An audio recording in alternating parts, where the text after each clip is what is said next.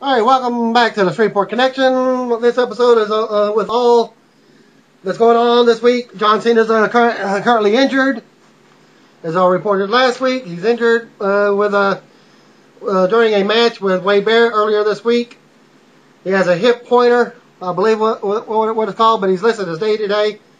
They're not allowing him to wrestle because of it until it heals. But a lot of wrestlers are still wrestling with that similar type of injury, but they're trying to be safe. Okay, on with the program. There was a dark match before tonight's Raw in Phoenix, Arizona. Florida Championship Wrestling Heavyweight Champion Mason Ryan debuted, defeating Primo Colon. So this is his push to become in with the big boys. Okay, matches for tonight's, or actually superstars, were Yoshi Tatsu defeating Zack Ryder with his insecurity kick, and Tyson Kidd and Ted DiBiase defeating Mark Henry and United States Champion Daniel Bryan. Okay. And Tyson did not have his bodyguard with him due to I guess a travel incident or whatever hasn't been notified. And let's see, Kidd hit Bryan with a swinging neck breaker for the pinfall. Okay, on with the rest of Cena's being mentioned for a possible return next week to some sort. And they said John Cena may possibly return next week to show that he might not be wrestling. Okay, here's the statement of Jackson Andrews, who was Tyson Kidd's bodyguard. He was not there at tonight's Superstar taping in Phoenix, Arizona. Last accompanied Kidd at Thursday's Raw live event in Washington, D.C. Okay, SmackDown vs. Raw video game 2011 third downloadable content. Coming soon to PlayStation 3 and Xbox 360. Features new superstar outfits for John Cena, CM Punk, and Sheamus, as well as a brand new WCW Nitro Arena. Okay. Tough Enough series will debut on USA Network on April 4th, 2011. Will feature a group of 12 individuals looking for once-in-a-lifetime shot to become the next WWE superstar or diva. Grand prize winner will be awarded a contract with WWE, unlike Caval winning NXT and several other members of the former Tough Enough, who also are not part of WWE anymore. Both divas and male wrestlers. Let's see, one winner was on the female side, Nydia. She's been gone for several years, and also Daniel Puder. He was one of my favorites. I thought he was a damn good wrestler, and I think they still should bring him back. Okay. Again, it was premiering at 11 that particular night following WrestleMania. The day after WrestleMania, which is the Monday Night Raw, right after that. And then April the 11th, it will be at the regular time slot at 7 p.m. Central Time, being 8 Eastern Time. Okay, on with the Monday Night Raw events. They started the Monday Night Raw with the Falls Count Anywhere match for the championship, with Alex Riley with The Miz defeating John Morrison with a skull-crushing finale on the floor. During the match, there was some highlights. John Morrison on the top of a sign that was on the top stage. It was about 8 to 10 foot high. He gave him a double body press, flying body press. They fought back to the ring. There was another spot where John Morrison did a move coming around the steps around the circle part of where the fans are. Alex Riley was sitting on top.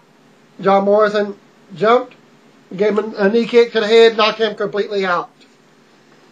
As the medics were checking on him, then Miz delivered his finisher. Match number 2, Alicia, Melina, and Maurice losing to Eve, Brie Bella after Brie and Nikki switched. Natalia got a move in. I didn't actually see this match, so I had to get the results off the internet. As I came back, Eve just delivered the same move that Goldust does. It's the mid-air twisting neck breaker. Spinning neck breaker for the win. Match number 3, the Usos defeating Kozlov and Santino. The win happened after Kozlov botched 3 attempts going over the ropes. On the 3rd attempt, I believe it was Jimmy Uso gave him a flying body press, knocking him out of the ring. They both rolled out. And Jay rolls him up for the 3 count. After that, Tamita's coming in the ring. Jay is asking her why is she with them when she's supposed to be with the Usos themselves. Well, that got the distraction enough for Santino to make his comeback and does his little Cobra finish. How you do it? But he not only did it he did it at the same time Tamita did, and it was a double Cobra. Alright, after that segment, CM Punk comes out, does a little speech saying that he's the one that took out John Cena. Saying that there was some footage that he did from last week. Wade Barrett comes and says that he's the one who took him out at a house show earlier this week, which was true. Therefore, Wade Barrett was telling the truth, and CM Punk is a liar.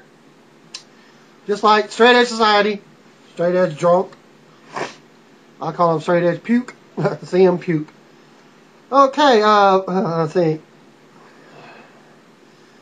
After that, Wade Barrett said he took let's see, Punk's exact words is he can't see Cena because he was not on the show. Wade claimed he took out Cena earlier in the week at a house show. I already said that. At that moment, Raw GM announcement Cole announces 3 members of the current #1 contenders in the main event are Wade Barrett versus Sheamus versus Orton. CM Punk was mentioned in it, but he wasn't in the match, but he did have something with the main event. But I'm going to go to match number 4. Not much of it. Alberto Del Rio defeats R-Truth with his submission. Alright, your main event. #1 contenders, triple threat steel cage match. Orton won after an RKO to Sheamus and walked out through the door. Punk had interfered as he got on top of the stage as Barrett was trying to escape. Barrett had made a couple of attempts when CM Punk offered his hand to help pull him up. Well, he did pull him up, but as he's pulling him up, pulled the Nexus armband off, gave him a kick in the head, makes him fall down. That left the match to Orton and Sheamus. And Sheamus was attempting to get Randy Orton, threw him in the ropes. Sheamus walks too slow tries to walk slow enough, and out of nowhere, RKO, and the end of Raw. Okay, I believe I think there's Christian will be returning sometime before Mania. He's been out of action with a torn pec. As the last time you've seen him was the Slammy episode of Raw with Edge. Great Khali is also expected to return no later than probably within 2 weeks, as he's still in the finals of his India Big Boss reality TV show in his home country. And the finale ends January 8th on Saturday, January 8th, which is this weekend. So he possibly might make it for Raw next week. Okay, and I think I already gave you Superstars. 2 matches.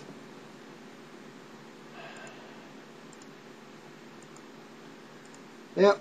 And that's going to end my episode for this week. And thanks for watching. Keep watching on my show here.